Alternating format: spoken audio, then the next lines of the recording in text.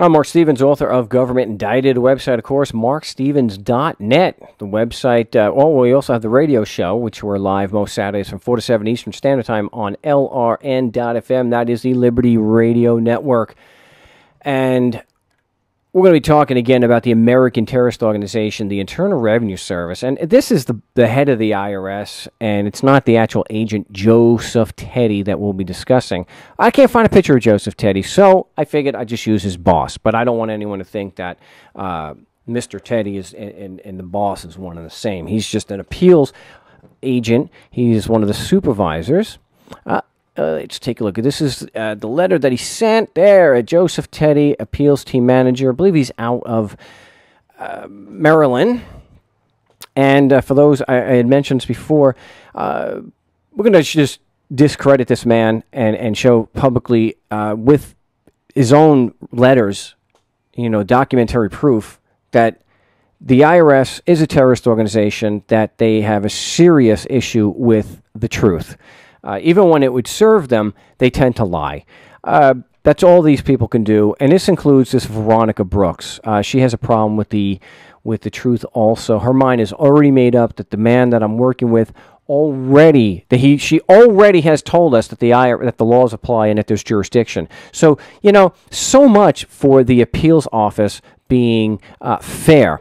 And it may say due process, and even in the most tortured interpretation of what due process is, not even close. Not even close. The idea that they are fair, impartial, and independent of the Internal Revenue Service is negated by the fact that she is an employee of the Internal Revenue Service. So how can you really be an Internal Revenue Service employee and be independent? Well, you can't. The facts are dead against you, but they are liars. I want to go through this quickly and show documentary proof that Mr. Teti is a liar.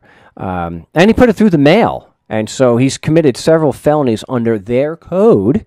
Nothing's going to be done to him, of course, because he belongs to a terrorist organization. And they're not going to hold themselves accountable. We already know that, but we are still filing a complaint with the Inspector General for whatever it's worth. Maybe it'll keep him from getting a promotion. Maybe it'll be the basis of a promotion. They'll say, "Hey, job well done. That was some pretty good lies." But let's go through this. Now, what they're trying to do, they are denying a face-to-face hearing. And so there's not going to be any opportunity to cross-examine a witness. There's not going to be any evidence presented by the IRS that can then be subject to challenge. None of that's going to happen. It's not going to be a hearing. It's going to be a telephone call where Veronica Brooks is just going to say, "Look, the laws apply, and the IRS didn't do anything wrong." We expect that. And you should expect that too. But what you can expect from these people is nothing but lies. So let's just go through this one at a time. Let's see what we've got here. We'll go. Okay. We got it. Well, no, we've got to actually get to. Okay, this is the letter that we wrote to Mr. Teti, and it was March 20th. And because he was insisting on the phone that a question of fact was not actually a question of fact. It was an argument, and frivolous at that. Now, anybody literate in the English language knows that a question is not an argument. Now, a question may be considered argumentative, but it is still a question. But here, when you're specifically asking for, look, all right, first, the IRS's argument is the Constitution Code apply in the IRS's jurisdiction. That's the argument. Now, apologists and people at the IRS will absolutely insist with all the religious zealousy that you'd ever seen that this argument is absolutely true. And any disagreement with this argument is frivolous. So all we're doing here is asking what facts. So you can see here we're asking explicitly for the facts that you rely on to support the IRS's argument the Constitution Code apply to me and the IRS has jurisdiction. It's explicitly for facts. Even when we point out that it is a question of fact, not an argument, they continue lying as if a question, in fact, can be an argument. So Mr. Teti, the liar, Mr. Teti, claimed that it was in IRB 2010-17, which you can find on the IRS's website by doing a search for IRB 2010-17.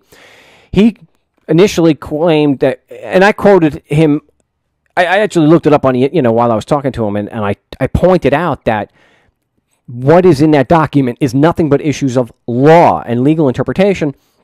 He didn't care. He not only doubled down on the phone, he put it in writing. So I quote for him directly. Compliance with the Internal Revenue laws is he's trying to claim that when we ask what facts do you rely on to prove to support the IRS's argument the Constitution Code apply, he's trying to say that that's the same as this. This argument, compliance with the Internal Revenue laws, is voluntary, and that filing a federal tax return or paying tax is purely voluntary. I'm not getting that from what facts do you rely on to support your argument. No, I'm not getting that.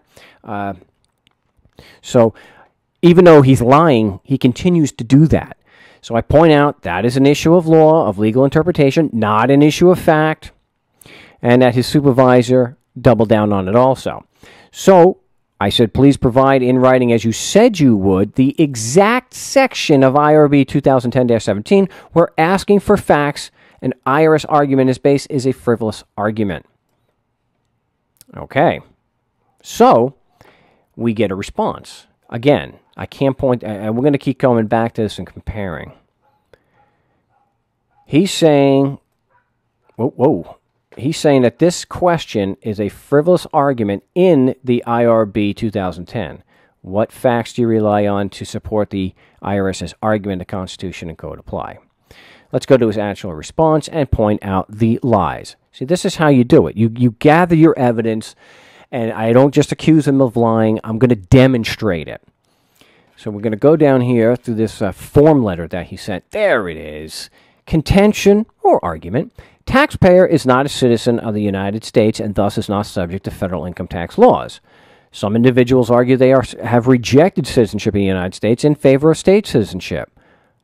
And then he goes through the law and the relevant case law.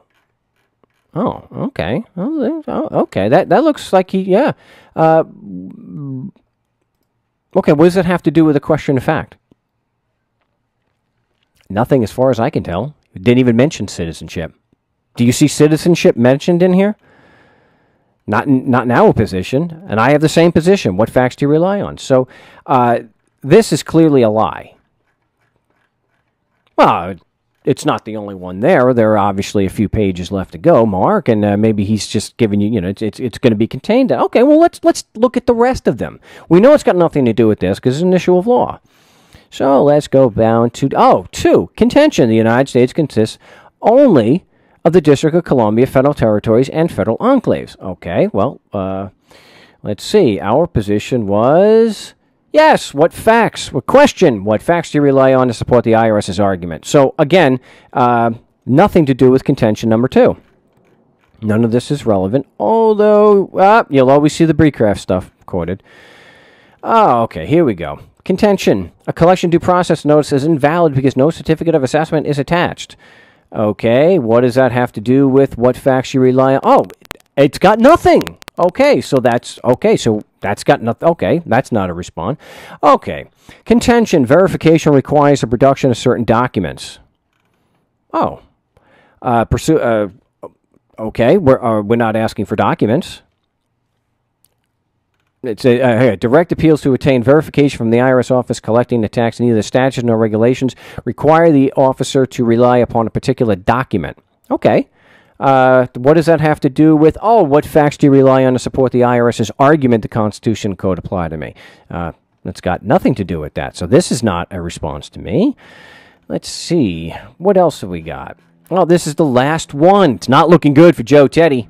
Contention. A notice in demand is invalid because it is not signed, it is not on the correct form, or because no certificate of assessment is attached. So let's go back to the issue.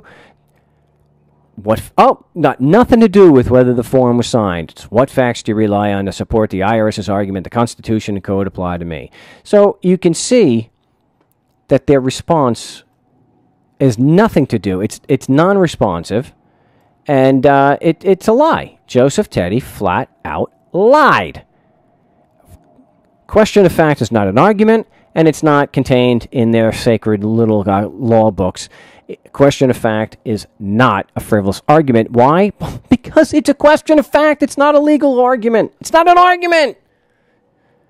Hey, so that, here, there's documented proof that the IRS lie. Well, Joe Teti here, just another example of Joseph Teti lying through his teeth, okay? And there's the documentary proof. We just went through that. But if you disagree, if you think the IRS or this guy Joseph Teti was not lying or wasn't saying or putting out a completely misleading form letter and didn't utter false statements, which are felonies under Title 18, Section 1001, hey, contact me here at markstevens.net or call a live broadcast. We're live every Saturday from 4 to 7 Eastern Standard Time on LRN.FM, the Liberty Radio Network. Present your proof. I'd love to see it. Again, Mark Stevens at markstevens.net.